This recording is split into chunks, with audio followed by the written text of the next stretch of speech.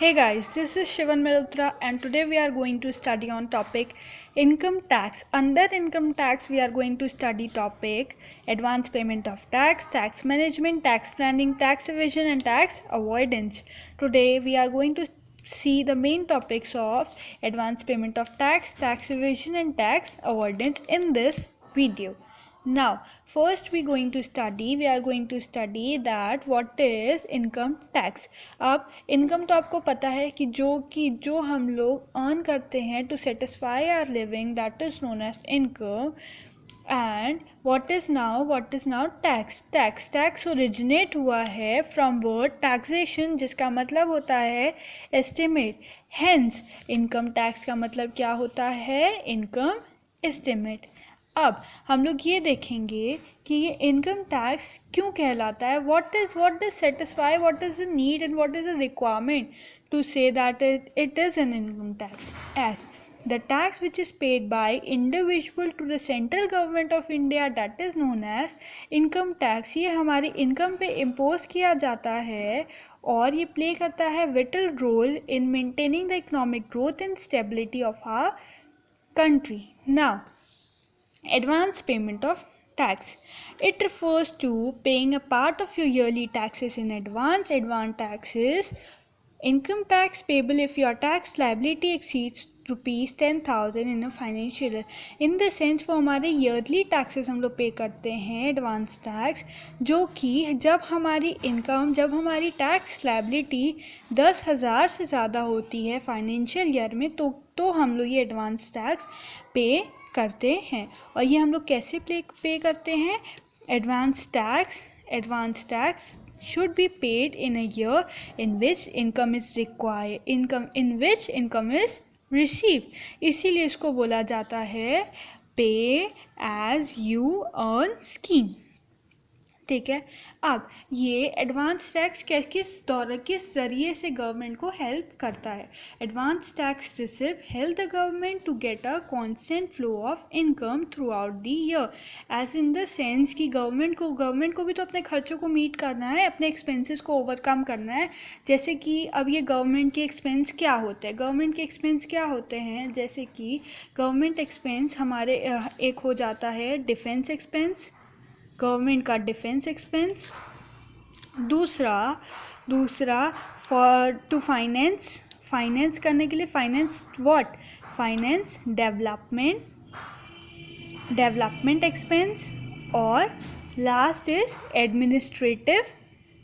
Administrative expense. Okay. तो ये सब गवर्नमेंट को ओवरकम करने के लिए उनको भी खर्चे की ज़रूरत होती है, जो कि वो टैक्स के थ्रू अपने ओवरकम करते हैं. तो ये उनको एडवांस में मिल जाता है rather than receiving all the taxes payment at the end of the year. For instance अब हम एग्जांपल के थ्रू देखें तो क्या होता है कि if your advance tax liability for financial year 2014 और 15 की एक्सीड हुई है 10,000 से ज़्यादा की, तो we are expected to pay it in within the financial year FI, in the sense financial year of 14 and 15 itself. Okay. अब ये कैसे लगाया जाता है? जैसे कि advance tax is applicable when an individual has source of income other than his और हर salary.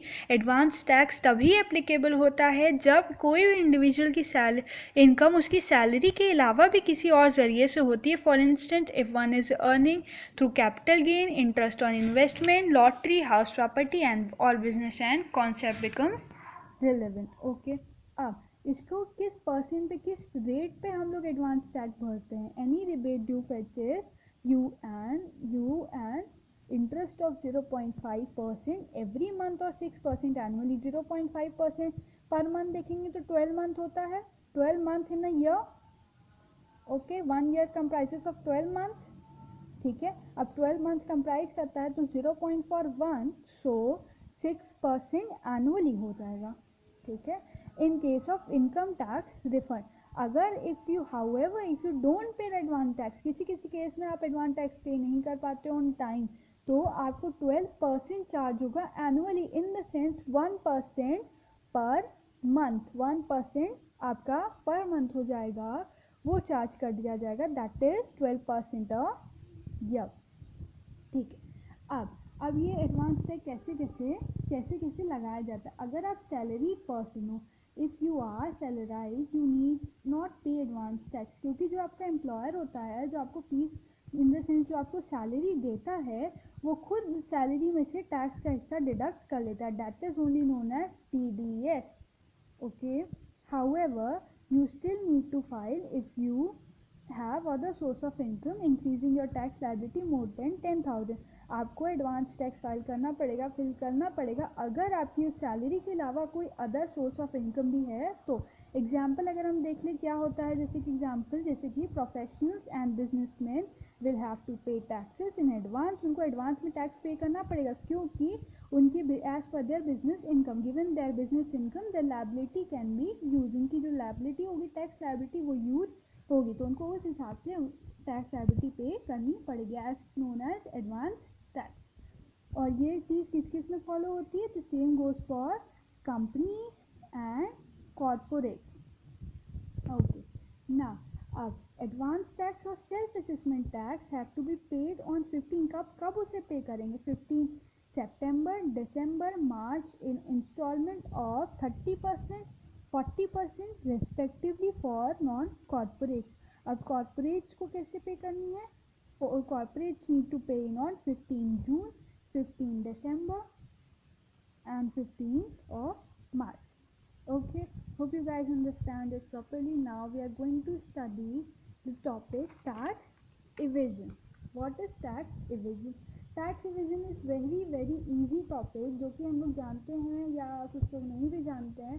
अभी टैक्स इवेजन क्या है, टैक्स इवेजन है जो कि जब कोई भी इंडिविजुअल कोई फॉल्स क्लेम करता है, जिसकी वजह से वो अपनी टोटल इनकम, जो उनकी टोटल इनकम होती है, टोटल इनकम मीन्स जो वो कैसे वो अर्न कर रहा है, क्या बिजनेस से कवर कर रहा है, क्या वो सैलरी पे कर रहा है, क्या वो सैलरी पे कर रहा है, किस हिसाब से वर्कआउट कर रहा है, सेल मेड कर रहा है, उसके हिसाब से टोटल इनकम उसकी इनकर्ड या तो कैलकुलेट की जाती है। तो जब भी कोई इंडिविजुअल फॉल्स क्लेम करता है अपनी इन टोटल इनकम को रिड्यूस करने के लिए, और by not providing any information, अपनी टोटल इनकम से रिलेटेड कोई भी इन्फॉर्मेशन ना प्रोवाइड करता हुआ, तो that is known as tax evasion.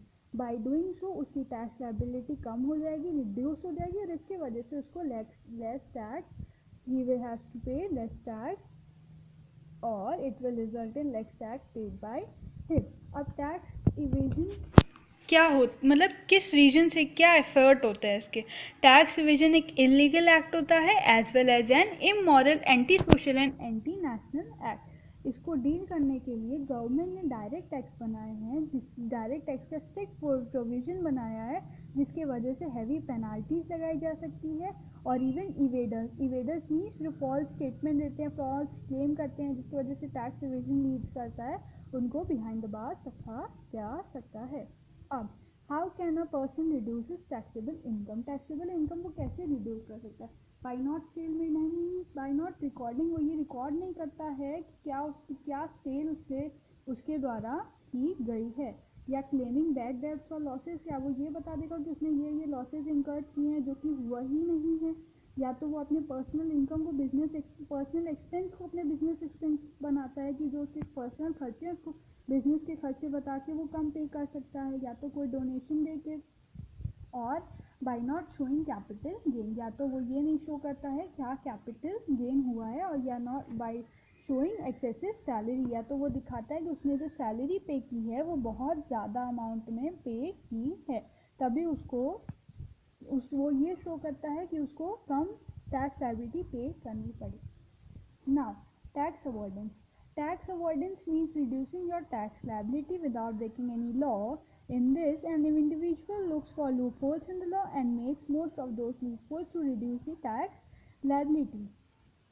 अब टैक्स अवॉइडेंस से क्या समझ में आया, टैक्स अवॉइडेंस से हमें ये समझ में आया कि कोई भी इंडिविजुअल अपनी टैक्स लायबिलिटी को कम कर सकता है बिना कोई लॉ को ब्रेक किए।